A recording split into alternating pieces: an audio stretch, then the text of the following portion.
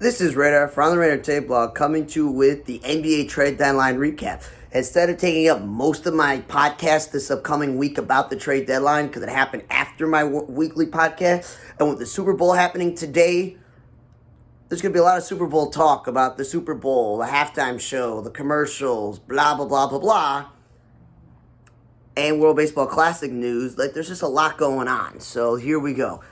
The biggest trade, no offense to Kyrie Irving, it is Kevin Durant being traded to the Suns. There was a rumor this offseason that he could have been traded in a sign-and trade for DeAndre Ayton, but then that didn't happen, so he stayed there.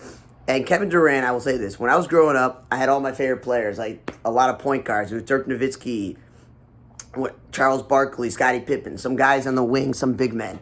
But basically, all of my favorite players have retired because I'm now 30 years old, and what's left is Dwight Howard playing overseas and Kevin Durant from my original top players when I was younger. So I'm a huge fan of Kevin Durant, and I was happy he went to the Nets because I grew up being a Nets fan in terms of I liked watching Jason Kidd, Richard Jefferson, and Vince Carter, and Kenyon Martin, and Brian Scalabrine, those teams that made the finals. I liked those teams. When they moved to Brooklyn, I was like, yeah, whatever, I don't care. But I was happy that he went there. But now that he's gone, I don't know anymore. Like, that team is now lost because he and T.J. Warren go to the Suns. And T.J. Warren, when healthy, when I saw him play with India and other teams, he's a good 3-and-D guy. Like, that's a good guy to have. So they get a little bit depth back in getting T.J. Warren. But basically, you trade Mikal Bridges and Cam Johnson, another player, and 4 first-round picks, plus a swap, plus, there's a pick swap involved in there and 2 seconds. So you're getting, the Nets are like, we're going to get a bunch of first, second-round picks and a pick swap and some young players. And Cam Johnson, before he got hurt, and now that he's back from his injury, he's a good young player that you can have on the wing. So is Mikal Bridges. And when Mikal Bridges and Miles Bridges were both drafted, I thought it was funny. They both were traded at draft night. And, they're both small forwards. But then I noticed Miles Bridges is so much taller than Mikal because I was watching Suns games a lot because my high school classmate Abdul Nader played for the Suns. I'm like, wow, Mikal Bridges, he's a good defensive player, but he's kind of small. But basically, Kevin Durant will take Bridges' spot at the small forward lineup unless they do Durant as a stretch 4 and the likes of T.J. Warren or Torrey Craig play small forward. Still, not a bad lineup of Chris Paul, DeAndre Ayton, Devin Booker, Kevin Durant, and whoever else is your 5th guy. I like this move for the Suns because Chris Paul's getting older, but all he has to do is facilitate, hit the occasional 3, annoy the other team's point guard, that sort of thing. Booker is already the star of the team. Ayton's a good, 4th best player on the team. Durant just got to slide in and be the 2nd best player, play off Booker and Chris Paul, and I think it may work because he did that in Golden State where Curry's the best player. You got Klay Thompson and Draymond Green already establishing the culture of the team. That's all you got to do is fit in. So that's obviously the Suns did the best thing possible was trading Kevin Durant. That's a good move. Jamison Crowder, I don't get this. The Suns, though, there was in this weird, huge trade of they made some of these trades 3 and 4 and 5 team trades that Crowder eventually went to the Bucks and they gave him 5 second-round picks. And I'm just like, what?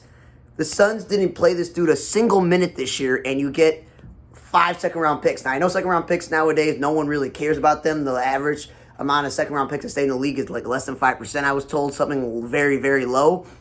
But still, if you're the Suns and you traded Jay Crowder in a multi-trade deal, no matter if it's the Durant trade or someone else's trade, and you get rid of him. It's and you get yourself 5 second-round picks. The Bucks are we're championship-level caliber team. We don't need second-round picks because they got Giannis and everything. But that's interesting. The Suns get draft pick capital in second round for Jamison Crowder after they gave up first-round capital for Durant. So that's interesting. Pacers get George Hill back. Pacers are not a playoff team, but getting a veteran like George Hill and Serge Ibaka and Jordan Nwora, that's not bad. And they get some second-round picks and some cash. That's good. Mason Plumlee being traded straight up for Reggie Jackson is stupid because basically the Hornets just bought out Reggie Jackson, essentially. I don't know why the Clippers would trade away one of their more useful players. He's played really well for them when there's been all these injuries and he's had to be leaned on. So I don't understand that move. Mason Plumlee, though, that helps him. That gives him a good backup to having Zubac. So that's a good move for them to get a backup center. But I don't know about that. 76ers getting Jalen McDaniels. That's good depth for them. Hornets got this fee, Malachek, and then there's all these second-round picks. Not really do. Now the Blazers getting Cam Reddish, who was good in Atlanta. Don't understand why Atlanta traded him like they did with a few other guys on their team in recent years. They get to the Knicks, and and Thibodeau didn't want him. So now the Blazers get Cam Reddish, who's a good wing player. They get Matisse Thybulle and veteran guard Ryan Canario, who used to play for the Bulls, and a first-round pick. So I feel like the Blazers win this trade because they just traded away Josh Hart, who's been on the Lakers and the Golden State. He's like a backup. Okay? Whoop-de-doo. For a backup, you somehow orchestrated a multi-trade team to get a young player like Reddish and Thybulle to help out Damian Lillard. You get yourself a shooting guard and a small forward to help him out. That's a good move there. I think the Blazers win that one out because they also get a first-round pick. Clippers getting Eric Gordon to essentially replace Reggie Jackson, but Gordon's more of a combo guard. He's more of a shooting guard as a sixth-man type of guy. That's good for them. They already have all this depth. They got a lot of shooters, and they get 3 second rounds. And I'm just like, you could have kept Reggie Jackson. You don't need to be involved in any trades going forward because also. But they did this because things weren't working out with John Wall, I was told. But you get rid of John Wall and Reggie Jackson, who were playing significant minutes for you at point guard, to get Eric Gordon, who's more of a two-guard. And then the Rockets get John Wall and Danny Green back, and obviously they get a pick swap, whoop-de-doo. But for them, it's like, what are you doing? You had this whole issue with John Wall in the past, and Danny Green purposely, Memphis, you traded your young guy to Philadelphia to pick up Danny Green, and he just came back the other week. You're just like, yeah, we'll get rid of him. And I know the Rockets are probably going to buy out John Wall and Danny Green because they don't want to win games. They don't want to play these guys because they've done this before with John Wall. I don't get the Clippers trading Luke Kennard. He's one of the better three-point shooters in the league. For the Clippers, you're like, yeah, we'll get Mason Plumlee, a backup center, and yeah, we'll get Eric Gordon, who played for us before. No, you keep Reggie Jackson and you keep Luke Kennard. So I don't get the Clippers getting rid of one of their more valuable three-point shooters and point guards. That didn't make any sense there. Celtics getting Mike Muscala and OKC getting Justin Jackson. Mike Muscala has been on this team for the last 4 to 5 years. He either hasn't played or he has played, because they're not trying. He's a good backup big man, so that's good for the Celtics. He can shoot the ball as well, so that helps them out.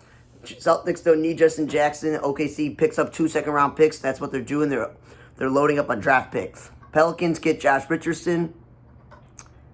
The Spurs are trying to lose. They want the French basketball player. I was going to say the guy that's on the Magic. My bad. They want to get that upcoming French player with the first overall pick, like they did back in the day with Duncan and with Robertson. So I understand that they're like, well, Josh Richardson's been a pretty productive player for us, but we'll give him to New Orleans. They're trying to make the playoffs. Now, New Orleans, Devontae Graham was one of the only guys in this team who actually can play point guard. Because I'm looking at this and I'm saying to myself, is Jose Alvarado the only guy on your team that can actually, play point guard? I don't understand this. Devontae Graham may be a flawed player, but I'm looking at this team, C.J. McCollum, Herb Jones, they're wing players, they're two guards. Garrett Temple, I don't know. I can't understand why you would trade the only guy with real point guard experience, but Josh Richardson is a useful player. Then, and the Spurs, because they're not trying, they'll we'll keep these 4 second-round picks and Devontae Graham. They could even buy him out if they really wanted to. Pistons, they somehow pulled off getting James Wiseman, which I don't get it. You have this nice young center who's been in the league for a few years in Christian Stewart, and you drafted a center this past year in the draft. So explain to me why you have 3 centers on your team, okay? There's, Jalen Duran. The dude is 7 feet tall, and right now he's averaging 8 points per game and 8 rebounds. That's not bad for a rookie. So you got yourself Jalen Duran, and you got Christian Stewart, or whatever his name is, Isaiah Stewart, whatever. They got 2 centers. So why would you go and trade for James Wiseman when you have 2 centers? That's where I'm a little bit confused in that move, okay? I understand the Warriors, they wanted to get Gary Payton back, but you should have just held on to him. And the Warriors, along with Gary Payton, are getting, 3 second-round picks. The Warriors don't need that. They're winning. They can just use that to get other people. The Hawks, they somehow maneuvered themselves in this trade. They won this multi-team trade. They get Saddiq Bey. Saddiq Bey has been a very good forward in this league so far for the Pistons. He's a nice, young defensive player. He can shoot the three. He can score.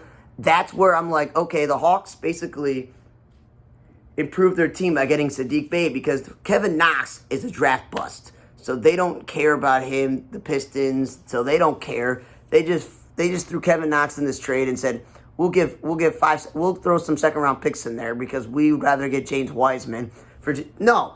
You have 2 centers. Keep Saddiq Bey. Do not trade for James Wiseman. I was hoping the Bulls would draft him, but of course the way that your draft happened, instead of the Warriors trading down, they drafted him, and then the Hornets drafted their thing, and the Bulls eventually drafted Patrick Williams and blah, blah, blah, blah, blah, and it was all this happened.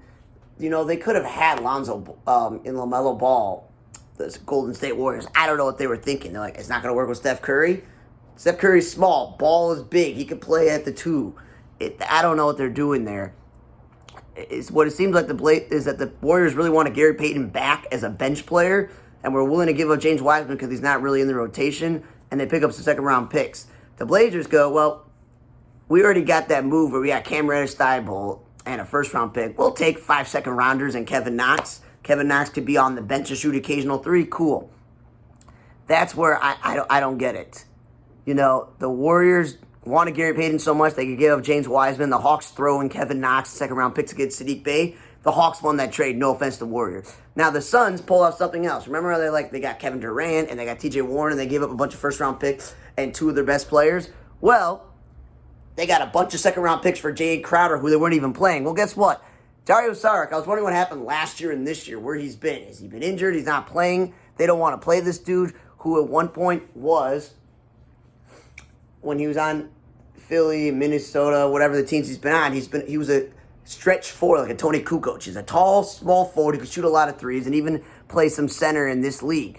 They weren't playing this guy, and they get themselves this Darius Bazley from Oklahoma City. So TJ Warren and Darius Bazley give them some wing depth for 2 guys in Saric and Crowder. They weren't even playing. In OKC, they're not trying to win. They got talented players though in Giddey and Shai Gilgeous-Alexander, and they're not trying to win.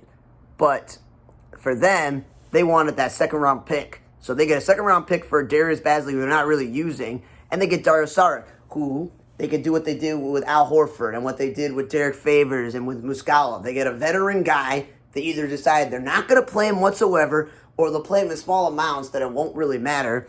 Because Saric, he can shoot the 3 really well, and I said he's a stretch 4, even a stretch 5, if you want to say that a lot of teams could have used this guy shooting in his size. I don't know if they're going to buy him out, or they're going to trade him in the offseason for more draft picks, but the Suns did really well. The Hawks getting Bruno Fernando and Garrison Matthews for Frank Kaminsky and Justin Holiday. The Rockets are not trying to win. So for them, they just wanted 2 second-round picks, and they could buy out Frank Kaminsky and Justin Holiday. And Justin Holiday's a good backup guard. He could shoot and play defense. Someone will want him. This Bruno Fernando has been a draft bust, and Garrison Matthews no one cares about. So the Hawks just get themselves 2 young players for their bench when it doesn't really matter because the Rockets just wanted to get worse by getting 2 second-round picks. I don't get the Lakers talking about how great it was to have Thomas Bryant this year on their team as center, but then to trade him away to the Nuggets, I don't get it. The Nuggets already have DeAndre Jordan and on this roster with, obviously, Jokic. So getting Thomas Bryant gives them another center, but Thomas Bryant's too good to be a backup on a team. So right now, the Nuggets got better by getting Thomas Bryant to come off the bench. My issue was, why'd you do that? You gave up Bones Highland, who's been one of the better young defensive players in the league. He's played so well in place of Jamal Murray that I don't understand why you would trade Bones Highland, because you never know when Jamal Murray's going to go down with an injury. Like, that's where I didn't get it. That doesn't make a lot of sense for me. Yeah, And they got Jeff Green as a guy off the bench, too. So I'm like, Bones Highland proved to be a good placement for Jamal Murray. And just to get Thomas Bryant, I don't know, getting a backup center when you have one and giving up Bones Highland. Because he doesn't even go to Lakers. The Clippers pick up Bones Highland. So Bones Highland is essentially replacing Reggie Jackson and John Wall because they get Eric Gordon, too. So I go to Clippers, you know what? You weren't that stupid because you get yourself Bones Highland. I don't know how that all worked in these trades with all the picks. But the Lakers then get Mo Bamba and Devon Reed and a second-round pick from the Magic. And the Magic get Patrick Beverley and a second-round pick in cash. The Lakers just essentially said, we'll take a center off a bad team, the Wizards, and get another center off a bad team, Mo Bamba, who we already know. If you listen to my podcast and you see my preview, the Magic have like 5,000 centers and power forwards and not anything else. That's all they have is big men, and that's why Bol is playing a lot of small forward, even though he's like 7 feet tall. So Mo Bamba, even though he signed that like multi-year deal with the Magic, he gets to play for the Lakers. He'll be instantly useful for them because he's young and athletic and he can play defense. And they got rid of Patrick Beverley, who was obviously not getting along with Russell Westbrook and that whole culture and what's going on. And obviously the Magic don't care. They're not trying to win, so they get a second-round pick. They're going to buy out Patrick Beverley, and he'll probably go elsewhere. So that's where I'm a little bit confused in that trade. What the Clippers really gave up in this trade. That's where I'm like, I don't understand this. Because basically, it's 2 second-round picks. The Clippers gave up 2 second-round picks to get Bones Highland. So that's smart. I didn't understand the Reggie Jackson, John Wall move to get Eric Gordon and all this other stuff and trading Luke Kennard. So, like, Wall Kennard out with Reggie Jackson, but you get Bones Highland and Eric Gordon. I don't know anymore. Okay? Lakers picked up D'Angelo Russell, who they had years ago, Malik Beasley, and Jared Vanderbilt. Both those guys were essentially just traded to Utah in the offseason for, Rudy Gobert, so they get traded again, and they're involved in a trade that involves people that were also traded recently, so it's interesting. D'Angelo Russell, I thought he was the key. Like, it was Karl Anthony Towns, D'Angelo Russell, are they going to win? And Andrew Wiggins. Nope, they say goodbye to Andrew Wiggins. Anthony Edwards is the main guy, is one of the main guys. They go get Rudy Gobert. Like, that's the missing piece. Rudy Gobert pairing with Cat, Anthony Edwards, and D'Angelo Russell. That's the 4. They're going to be good. That hasn't really worked out that well.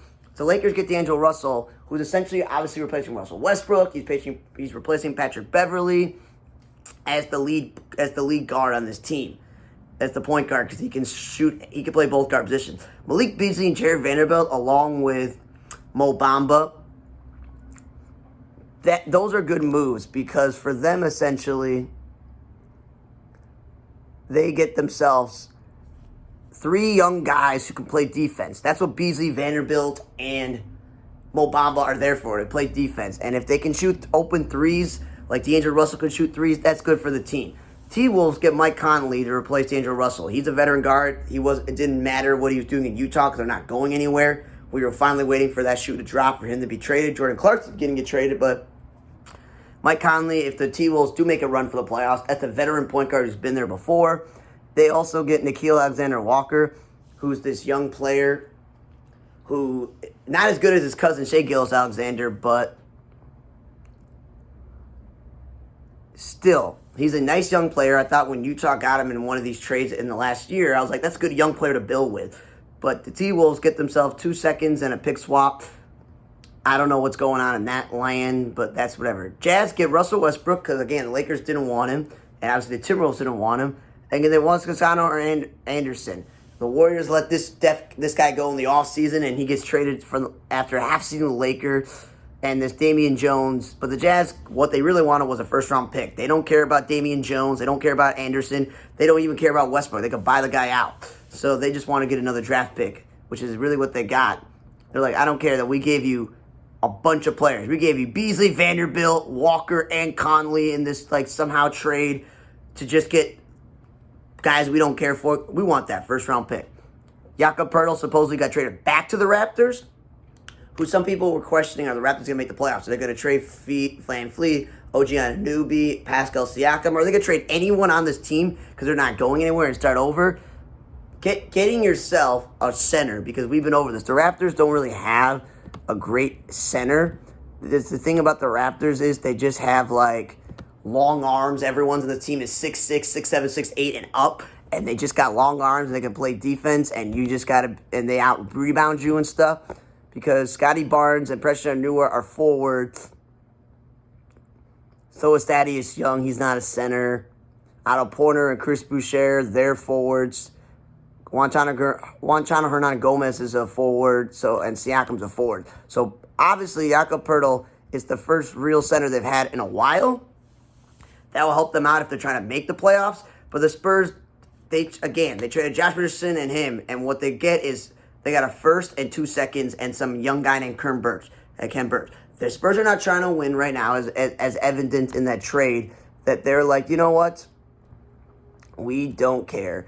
You can have Josh Richardson. We'll take Devontae Graham, but we'll take the 4 second-round picks. You can have Jakob Poeltl, and we'll take the first and the second. So they get six second-round picks and 1 first round for a veteran, a young guy. That doesn't really matter. Kings get Kessler Edwards for cash. That doesn't really do anything. Nets get draft rights to David Mashanu. He get cash for the Spurs to take on Dwayne Dedmon, and then the Spurs again get a 7 second-round pick with all these moves. But then they said they're going to waive this guy. I think Miami would have more value having Dwayne Dedmon on their roster. It's just me. He was useful when Bam was injured. He's a good backup center in this league. Some team is going to pick him up that needs a backup center. And I don't know what the rules are if Miami can pick him up after he's been traded at the deadline. But I feel like getting cash and trading away Dedmon is what Miami did at the deadline. That's not helpful. And then we got the whole Kyrie Irving trade. Markieff Morris helps out the Mavs because he's a combo forward, he's a power forward, small forward. He can shoot the three occasionally. He's a tough guy, gets rebounds. That will help out to have another tough guy on this team if someone wants to go after Luka in the playoffs. Kyrie Irving, we obviously know my opinions on him. If you listen to my podcast or article, never been a fan of his play and never been a fan of him off the court. And with all the Jewish stuff, I don't like it. I don't like it because he's a ball-dominant guard. Yes, he's got great handles. He's a great scorer. He's a great dribbler. He can actually be one of the rare point guards who's a great spot-up shooter, a great three-point shooter. A lot of point guards not always have been in this league. But he's small, injury-prone, and can't play defense. Luka is a taller point guard, but he's essentially a point forward because he's more of the size of a two-guard small forward. But again, he's not guarding the best players in the league. That's what Dorian Finney-Smith was doing. That's why I'm like, and Dinny Whittle will come off the bench in a Jalen Brunson role and facilitate and give him a breather. They may do this. They may stagger. Luka may come off the court, and Kyrie will still be on the court, and he'll handle the ball. I don't know where they're going to get that defense. Morris is not going to be guarding the Jason Tatums of the league and the LeBron James of the league. That's where I'm like, I don't know about that. Nets get Dinny Whittle, who every team he's been on, he's been a useful point guard, no matter if he's the starting point guard or the backup point guard. Dorian Finney-Smith is, as I said, a useful wing who can shoot the three, as the Nets are not going anywhere. So what they get they get Finney-Smith, and they get themselves Mikal Bridges and Cam Johnson. That's 3 young players who can play two guard and small forward. That's helpful. And Dinwiddie, as I mentioned, is a good guy to have on the team. And of course, they get a first round pick and 2 seconds. So between the Durant trade and the Irving trade, the Nets are starting over with a bunch of young players, draft picks, and a veteran. Lakers and the Spurs made trades before the deadline. Rui Hachimura went to the Lakers from the Wizards, and Kendrick Nunn, who hadn't been healthy with the Lakers, goes to the Wizards in 2 seconds. So the problem with the Wizards was when you get Kyle Kuzma in that Russell Westbrook trade after you drafted Rui Hachimura and Denji Avdija, where you basically have 3 small forwards. The Israeli guy is a point forward, but never worked out because Bradley Beal and Dinwiddie had the ball in their hand a lot. And second, Kuzma's a much better scorer, so he played more minutes, and Hachimura played a lot of power forward, stretch forward because he's so tall. So it hasn't really worked out to have 3 small forwards. I thought they would trade Kyle Kuzma because he had more value. As you see, Hachimura didn't have that big of a value because Kendrick Nunn, who has been healthy, and 2 second-round picks, that's not really a great value to a team that's like a bottom team in terms of playing games. Spurs also, earlier in the year, acquired Noah Vonleh from the Celtics, and what they really wanted was a second-round pick, and they cut him as well. So they acquired 2 big men in Vonleh and Dedmon and Cunningham. So basically the winners are the Suns. Not just because they got Kevin Durant, but they somehow were able to trade Jamison Crowder and Dario Saric and get themselves second-round picks or young players in return and just go, okay, you could take Crowder, you could take Saric. We're not playing these 2 useful pieces that can help other teams out. We'll take one young guy from OKC, and we'll take a handful of second-round picks to accumulate all the first-round picks. So they get the best because they got Kevin Durant and T.J. Warren. They got rid of 2 guys they're not using. And yeah, Mikal Bridges and Cam Johnson are useful, but T.J. Warren and the guy they got from OKC will have to play those extreme minutes, and that's fine. You get rid of things you don't want. I don't get the Clippers getting rid of Reggie Jackson because then he was being bought out just to get a backup center. I don't get trading Luke Kennard, your three-point shooter, and John Wall, 3 guys who are playing key minutes for you when a lot of these moves don't make any sense. They don't really get it. The Pacers getting veterans so they can buy them out because they're not going anywhere makes sense. The Sixers, they got Jalen McDaniels, but they gave up in another trade Thibault. I don't get it. I really don't get it. Like, it doesn't make any sense. Thibault was an important factor to their team. Blazers come out with Cam Reddish, who was unused, wasn't being used in New York, and Thibault. Okay? So what I'm saying is you get yourself multiple young players, including an extra guy in Kevin Knox, to help out Damian Lillard. That's what you're supposed to do as a GM. That's how they got Jeremy Grant this past year in the offseason. The Knicks get Josh Hart because they weren't using Cam Reddish. But what I don't get is the Sixers part of this where it's like, yeah, we're going to get rid of a very important player. Clippers say Eric Gordon's replacing essentially John Wall or Reggie Jackson. I'm like, why? Like, that doesn't make any sense. Grizzlies win because they get Luke Kennard. That helps them out in the playoffs to get an important three-point shooter. The Celtics getting Muscala, who wasn't being really used in OK City, helps them. Spurs again. They acquired 2 big men. They got rid of. They're gonna cut them because they want to just draft picks. But trading away Josh Richardson and Pirtle, not getting a lot in return, just draft picks, doesn't seem that great. Warriors stupidly trading James Wiseman just to get Gary Payton back and some second-round picks. The Hawks snuck in there into that trade, getting Sadiq Bey. The Pistons having 3 centers. I don't know what they're doing. The Hawks, they won that trade officially. And the Hawks get some more organizational depth by trading away guys who the Rockets just want to cut so they can get better. I don't get the Nuggets trading Bones Highland and these multi-trade teams to get Thomas Bryant when they have a backup in DeAndre Jordan, who obviously is not as good as Thomas Bryant is right now. But I'd rather have Bones Highland because you never know what happens to Jamal Murray. Lakers go, ha. We get rid of Russell Westbrook and Patrick Beverley. And we get D'Angelo Russell and Mo Bamba on our team. And we get Malik Beasley and Jared Vanderbilt. We get 3 young players, and we bring D'Angelo Russell back. We're going to help LeBron win. Yeah, like the Lakers, I got to give them credit. Westbrook and Patrick Beverley and Juantas Connor Anderson and Damian Jones and Kendrick Nunn, they weren't doing anything for them. So now, you got D'Angelo Russell starting at point guard, okay? And you can potentially either have Malik Beasley or Jared Vanderbilt starting at 2 guard. You got Rory Hachimura, who could start at small forward or power forward, depending on where you start LeBron James. And you got Mo Bamba starting at center, you know, or you can have Rudy Hachimura come off the bench and you can start whatever you want to start. Like, that's a good idea. Raptors got better. They got Jakob Poeltl because they got finally a center. I just don't get the Spurs continuing to pick up guys and then cut them for cap space and getting draft picks, and then obviously trading 2 of their best players. Like, I don't get it. The Mavs, I'm not giving you an A on this trade. I'm giving you an incomplete, as we'll see how Kyrie Irving goes this regular season, this postseason, and what happens in the offseason by trading away those, you know, I know it's only 1 first-round pick, but still. So, again, thanks for listening to the 2022-2023 NBA season trade deadline recap. For On the Radar Table Blog, I'm Radar. See you guys next time.